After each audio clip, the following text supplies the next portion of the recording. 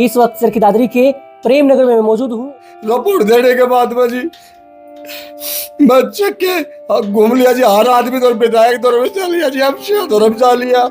और जी पुलिस के तो हाथ जोड़ जोड़ के पैर पकड़े उड़ा धक्के मार मार के बाहर निकाल दे, मेरी कोई सुनाई नहीं हो रही सर। कॉलेज में जब मम्मी जा रहा हूँ मजा बेटा सवेरे हम 9 बजे बात करके पर मम्मी 2 मिनट में जा ले आऊं जब अच्छा आया नहीं सकल नहीं दिखाई इसने मदद हो जाए, मेरा बेटा कर चाहिए जी, मेरे को और कुछ नहीं चाहिए।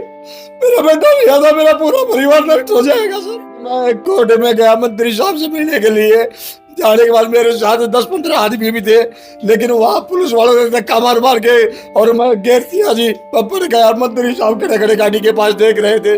मेरा सहारा तो वही है जी, मैं करूँगा क्या उसके बगैर, मैं क्या करूँगा जी। इस वक्त सर की दादरी के प्रेम नगर में मैं मौजूद हूँ और मेरे साथ मानसिंह जी जुड़े हैं। इनके बेटे 26 तारीख को बिना बताए घर से कहीं लापता हो गए हैं। हालांकि ये अब उसे ढूंढ रहे हैं, लेकिन उसका कोई सुराग नहीं लग पा रहा है। इस मामले में इन्होंने पुलिस में एक दरखास्त भी दी है। आज इनसे हम बातचीत करने वाले हैं। आखिर 26 तारीख के दिन ऐसा क्या हुआ था जो ऋतिक घर पर वापिस नहीं लौटा। ऋतिक, मेरा नाम मान सिंह है जी। मेरा बेटा ऋतिक सुबह 7:30 बजे कॉलेज में गया था जी, और मेरी 9 बजे बात हुई जी ऋतिक से। बोले पुष्पा कॉलेज में 2 मिनट में बढ़ जाऊंगा। फिर जी शाम को मेरे घर से यहाँ में 3:30 बजे फोन किया और तो बोलिया जी। फिर जी 4:30 बजे जी मैडम से बात करी, बोले बेटा नहीं आया। बोले भाई मेरे स्कूल में नहीं आया वो। फिर जी आप छिपार कॉलेज में गए, छिपार कॉलेज में सारा देख लिया जी, हमने कहीं भी नहीं मिला वो। हमारे कॉलेज में आया नहीं वो तुम्हारा बेटा, बाहर से ही कहीं गया। तो वहां से जी फिर बोल रिपोर्ट दे दो, मैं सिटी थाने में आके रिपोर्ट दे दी जी। रिपोर्ट देने के बाद में जी मैं चेक के अब घूम लिया जी, हर आदमी तो विधायक दौर में चल लिया जी, अब शेर दौर में चल लिया। और जी पुलिस के तो हाथ जोड़ जोड़ के पैर पकड़े उड़ा धक्के मार मार के बाहर निकाल दे, मेरी कोई सुनाई नहीं हो रही सर। आपका क्या नाम है? अंदर आई जो है, सुनीता नाम है जी। क्या करता था ऋतिक? ऋतिक स्कूल में जाता था जी, पोर्टिंग करता था। स्कूल में गए कॉलेज में जब मम्मी जा रहा हूँ मजा बेटा सवेरे हम 9 बजे बात करके पर मम्मी 2 मिनट में जा ले आऊं जब अच्छा आया नहीं सकल नहीं दिखाई इसने अच्छा एक बात मुझे बताएं, कोई लड़ाई वगैरह हुई क्या? नहीं सर, कोई लड़ाई मेरे घर में लेना देना सब मेरा बेटा करता। 15.5 साल का गया उस दिन भी मेरे पास पैसे आए, बेटा है पैसे धर ले हो। मेरे पापा भी तो मेरे पुरसठ में डाल दिया, मेरे घर से 1 रुपया नहीं ले गया जी। जबरदस्ती हुई है मेरे बेटे के साथ।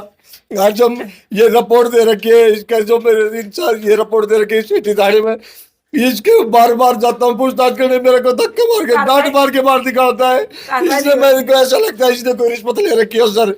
कार्रवाई नहीं हो रही जी कोई। कार्रवाई इसने रिश्वत ले रखी है, बिल्कुल मैं कहता हूँ जी। मेरे को धक्के मार मार के बाहर निकालते हैं, उल्टा सीधा बोलता है, डांट मारता है। लेकिन जब मैं क्या करूँ, मेरा कोई सहारा नहीं है जी। प्रशासन से कहो कि मेरी मदद हो जाए, मेरा बेटा कर चाहिए जी, मेरे को और कुछ नहीं चाहिए। मेरा बेटा नहीं आता, मेरा पूरा परिवार नष्ट हो जाएगा सर।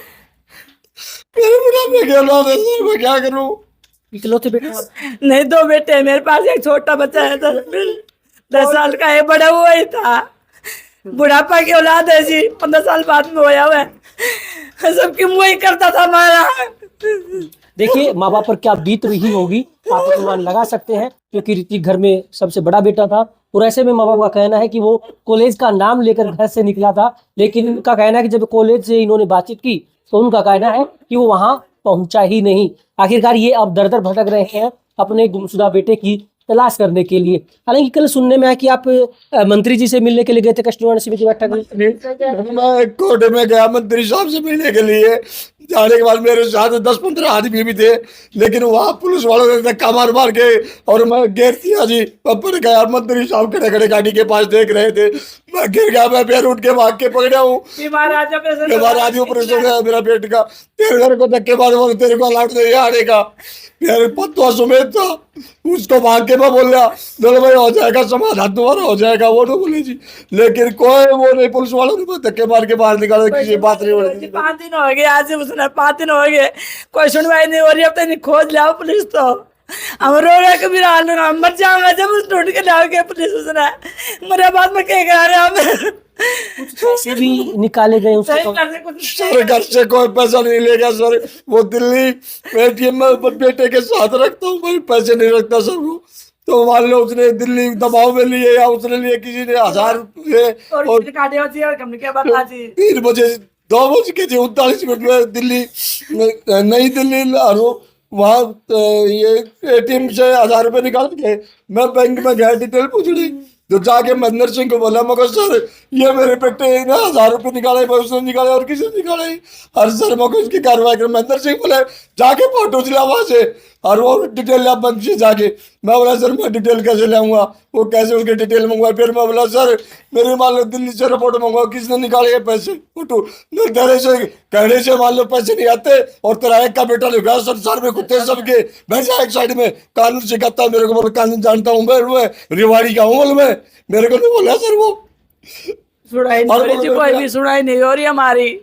अच्छा, क्या ऐसा भी हो सकता है कि बच्चा था, बड़ा था, अपने दोस्तों के साथ घूमने के लिए निकल गया हो, आप लोगों को बिना बताए? नहीं सर, आज तक मेरे बगैर तो उसने रोटी नहीं खाई सर, मेरे बगैर वो रहा नहीं। 1 घंटे के फालतू सर होते ही मेरे पास कॉल करता था वो। मैं बीमार रहता हूँ, मेरा बहुत ध्यान रखता है जी, मेरे घर में वही है, सब कुछ जो भी है वो। और नहीं तो मेरा पूरा परिवार नष्ट हो जाएगा सर, मेरा बेटा नहीं है। ऐसा हो सकता है कि बिना बताए कि दोस्तों से कहीं नहीं जाता जी, हमारे दोस्त से भी नहीं जाता, कहीं नहीं जाता। वह घर से बाहर निकलता है नहीं, वो सीधा कॉलेज में था, सीधा घर ना आता था और कहीं नहीं जाता था जी। कहीं जाता था हमने पूछ के जाता, मम्मी मैं वहां जा रहा हूँ। कहीं नहीं जाता। बाजार में जाता भी 100 रुपये दे देता, तो भी जितना 100 रुपये लगता तो 100 दे देता। 1 बच गया तो पापा ये तो 1 रुपये बच्चा से उल्टा ले लो, और रखता नहीं भाई वो पैसा एक भी।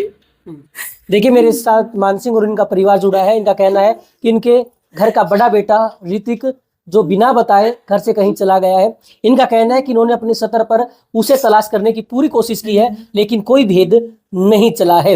इन्होंने पुलिस पर भी काफी गंभीर आरोप लगाए हैं जांच प्रणाली को लेकर कि बार बार ये जांच के लिए गए हैं, इनके साथ अभद्रता हुई है। लेकिन इस मामले में जांच कर रहे जांच अधिकारी और सिटी एसएचओ से हमने बातचीत की है, तो उनका कहना है कि इस मामले में वो कार्रवाई कर रहे हैं, सबूत जुटाए जा रहे हैं, लेकिन फिलहाल कोई लीड सबूत उन्हें नहीं मिला है। लेकिन उनकी इस मामले में इन्वेस्टिगेशन जारी है। जिस तरह से मानसिंह लगातार आरोप लगा रहे हैं और जिस हिसाब से चिंता जाहिर कर रहे हैं कि उनका जो बेटा है वो बिना बताए कहीं भी बाहर घर से नहीं जाता था, तो ऐसे में पुलिस को और अधिक सक्रिय होकर गहनता से इस मामले की जांच करनी चाहिए और इस पूरे मामले में जो भी सच्चाई है वो इस परिवार के सामने आनी चाहिए, क्योंकि अब जो ये पीड़ित परिवार है ये बेहद दुखी है और ये अपने बेटे का इंतजार कर रहे हैं। अगर मैं आपसे एक बात और पूछना चाहूंगा, मान लीजिए आपका बेटा दोस्तों के साथ चला गया हो कहीं बाहर और वो इस वीडियो को देखे, तो आप उसे क्या कहेंगे? बेटा घर पे आ, उसको कहूँगा बेटा घर पे आ जाओ आप, मैं आपको कुछ नहीं कहूँगा। बुला के घर तो बुलाए कैसे उसको, लेकिन मेरा सहारा तो वही है जी। मैं करूँगा क्या उसके भी घर में, क्या करूँगा जी? तुम कहेंगे नहीं उसको? मैं नहीं डांटूंगा जी, एक बार आ जाएगा फिर समझाएंगे उसको, बताएंगे जी। आपका भी साथ लेंगे और भी साथ लेंगे, उसको समझाएंगे। अगर से कहीं गुनहगार है वो सरकार का या किसी आदमी का गुनहगार है तो जी उसको सजा मैं अपने हाथ से दिलाऊंगा। सजा मेरे सामने दे सकते हैं सरकार या किसी का गुनहगार सजा दो, लेकिन मेरा बेटा एक बार मेरे सामने ला दो। जो दिखाया तो पेट पर जाएगा, हमारा बच्चा वहाँ है। आपको क्यों लगता है किसी गुनहगार होगा? सर मेरी सुनाई नहीं कर रहे तो जब बोल रहा हूँ सर, मैं किसी की मैं पक्षपाती नहीं ले रहा, मेरे बेटे की नहीं ले रहा सर। मैं ले गया, बुला के ले गया, कोई उठा के ले गया, इसको बता क्या पता जी कहाँ है कहाँ पे नहीं है। देखिए, अगर ऋतिक अगर इस वीडियो को देख रहे हैं, मान लीजिए किसी दोस्तों के साथ अगर वो कहीं चले गए हैं, तो आपके माँ बाप आपसे यही कहना चाहते हैं कि आप घर लौटाइए, ये आपको कुछ नहीं कहेंगे। जो भी हुआ है वो गलती समझ बच्चे गलती समझकर माफ कर देंगे। हालांकि अब परिवार का बुरा हाल है। मानसिंह का कहना है ये विधायकों के चक्कर काट रहे हैं, नगर परिषद चेयरमैन के पास भी ये कॉल कर चुके हैं, एमसीओ के पास जा चुके हैं, सिटी थाना के चक्कर काट कर ये थक चुके हैं। ऐसे में इनका कहना है कि पुलिस भी जल्द से जल्द इस मामले में कार्रवाई करे और अगर ऋतिक अगर ये वीडियो देख रहा है तो वो भी घर वापस लौट आए, क्योंकि उनके जो माँ बाप है वो बेहद परेशान है। चरखी दादरी न्यूज़ चैनल के साथ जुड़े रहें, खबरों का सिलसिला जारी रहेगा।